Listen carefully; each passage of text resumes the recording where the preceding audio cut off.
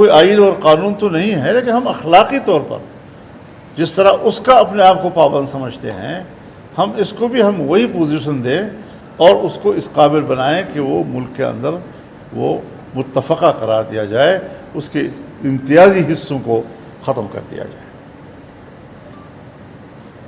ورنہ پھر یہ نیشنل ایکشن پلان نہیں ہوگا، یہ گورنمنٹ ایکشن پلان ہوگا، یہ ایک خاص نظریے کے حامل لوگوں کا ایکشن پلان ہوگا، یہ اجتماعی رویوں کے نام نہیں ہوگا۔ سو اس حوالے سے بھی بجائے اس کے کہ ہم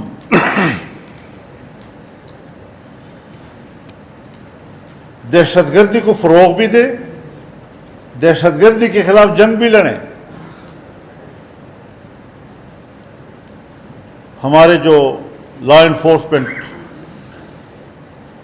ادارے ہیں وہ لڑتے ہیں، وہ جرم کو ختم کرتے ہیں، لیکن ہمارے جو خفیہ ادارے ہیں وہ جرم کو استعمال کرتے ہیں،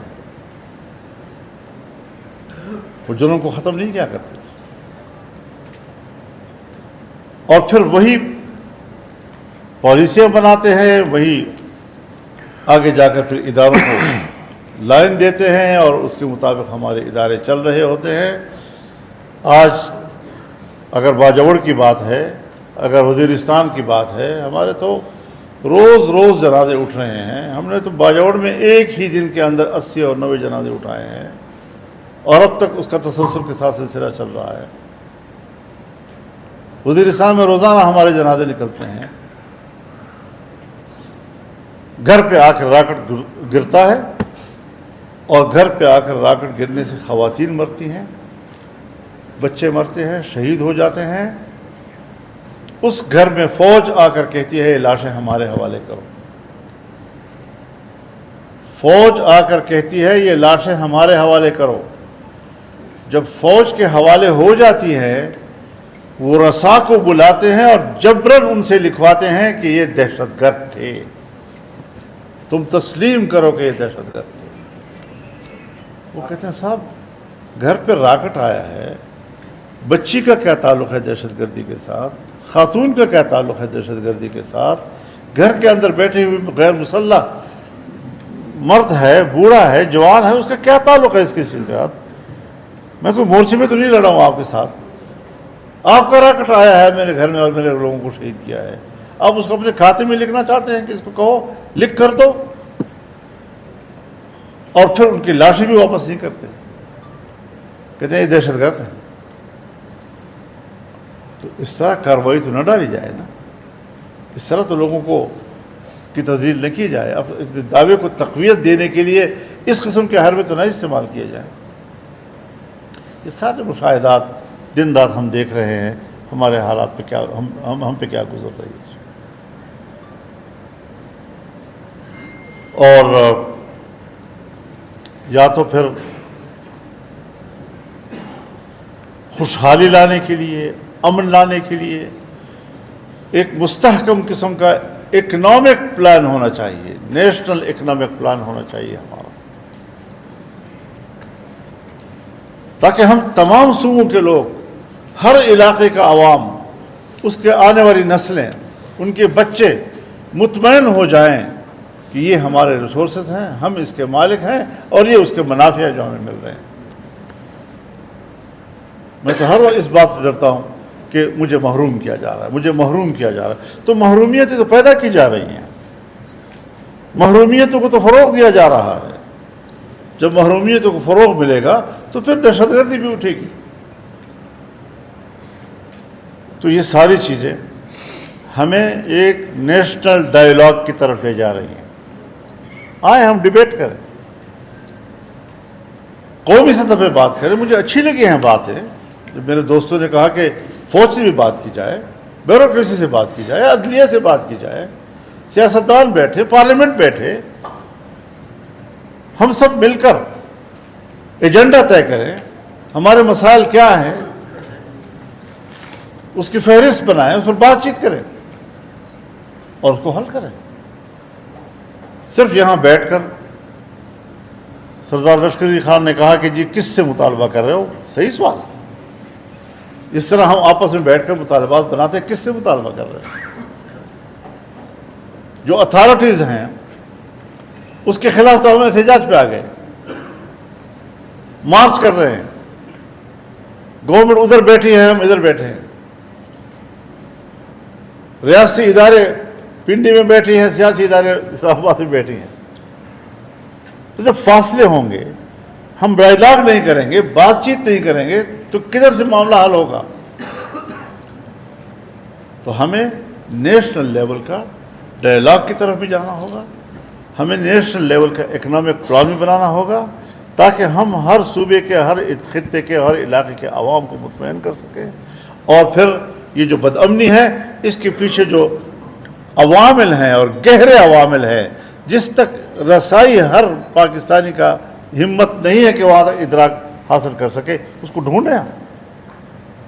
اگر میرے شکوک و شبہات ہیں، بجائے اس کے کہ مجھ سے ناراض ہوں، مجھے اس کی سزا آپ دے، مجھے مطمئن کریں۔ میرا حق ہے کہ میں آپ سے مطالبہ کروں کہ مجھے مطمئن کریں۔ تو یہ میسج ہماری طرف سے واضح طور پر جانا چاہیے کہ ہم نہ افہام و تفہیم کا انکار کرتے ہیں۔ سیاسی آدمی کب افہام و تفہیم کا انکار کرتا ہے؟ سیاسی آدمی کب ڈائیلاگ کا انکار کرتا ہے؟ مذاکرات کا کب انکار کرتا ہے؟ کسی مسئلے کے سیاسی حل کا کم از کم سیاستدان تو انکار نہیں کر سکتا۔ تو اگر ہم پارلیمنٹیرینز ہیں، اگر ہم نے جمہوریت کا راستہ اختیار کیا ہے، پارلیمان کا راستہ اختیار کیا ہے، آئین اور قانون ہمارے لیے ایک کسوٹی ہے، تو پھر آئیں اس کسوٹی کی بنیاد پر دیکھیں کہ کیا جائز ہے، کیا ناجائز ہے، کیا حق ہے، کیا ناحق ہے۔ اور اسی بنیاد پر میں ایک مسئلہ ہے کہ یہاں پر افغان مہاجرین کا ایک مسئلہ پیدا ہوا ہے۔ افغان مہاجرین کی بے دخلی اور جبری بے دخلی کا عمل شروع ہو گیا ہے، جو یقیناً اس وقت ان حالات میں پاکستان افغانستان کے تعلقات کو متاثر کر رہا ہے۔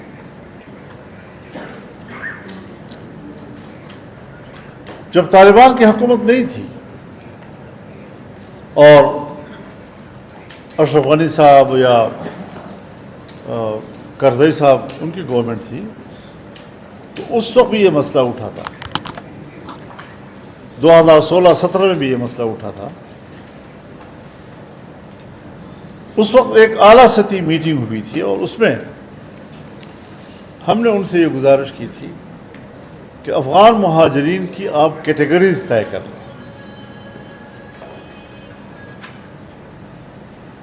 کتنے افغان ہیں جنہوں نے 30-40 سال تک پاکستان میں سرمایہ کاری کی ہے، اور کتنے بینک ہیں کہ اگر افغانی وہاں سے پیسہ نکالے گا تو وہ دیوالیہ ہو جائیں۔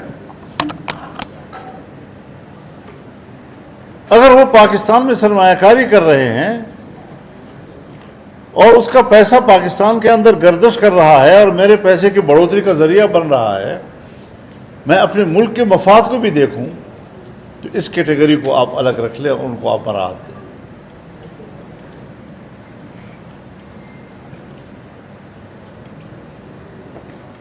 اگر ہمارے تعلیم گاہوں سے وہ ڈاکٹر بنے ہیں، ہمارے تعلیم گاہوں سے وہ انجینئر بنے ہیں، اب وہ ہماری اسکل ہے، جب پڑھایا میں نے ہے، جب اسکل کی حیثیت اس نے پاکستان میں حاصل کی ہے، تو اس کا فائدہ پاکستان کو ملنا چاہیے۔ ایسے لوگوں کو آپ کچھ مراعات دیں۔ انسانی حقوق کو سامنے رکھتے ہوئے جو نوجوان ابھی پڑھ رہے ہیں، اگر وہ مڈل میں ہے یا وہ میٹرک میں ہے یا وہ ایف اے کر رہے ہیں، اور ایک دم آپ ان کو نکال دیں گے، وہاں کا نصاب بالکل مختلف ہے، تو وہ تو پھر ابتدا سے الف ب شروع کرے گا وہاں پر۔ تو آپ ان کی تعلیم کو تحفظ دیں، اس کے لیے الگ پالیسی بنائیں۔ عام لوگ جو کیمپوں میں رہ رہے ہیں ان کے لیے آپ ایک الگ اسٹریٹجی بنائیں۔ لیکن ہماری روایات ہیں، ہماری سوسائٹی کی روایات ہیں، اور پشتون سوسائٹی بلوچ سوسائٹی تو بہت بہتر اس کو جانتی ہے کہ اگر آپ کے گھر میں ایک مہمان 1 سال بھی رہے لیکن اس کو رخصت کرتے وقت آپ لات مار کر گھر سے اس کو نکالیں تو 1 سال کی مہمانداری ختم ہو جاتی ہے، کوئی حیثیت اس کی نہیں رہتی۔ ہم اپنے مہمانوں کے ساتھ اگر آنے والے مستقبل میں جس پر دار و مدار 2 مملکتوں کے تعلقات کا ہے تو ہم ان تعلقات کو سامنے رکھتے ہوئے رویوں کا تعین کریں۔ جبری بنیادوں پر بے دخلیوں کی باتیں جو ہیں تو اس حوالے سے اس ماہ اگست میں سب کو ڈیڈ لائن دی گئی ہے۔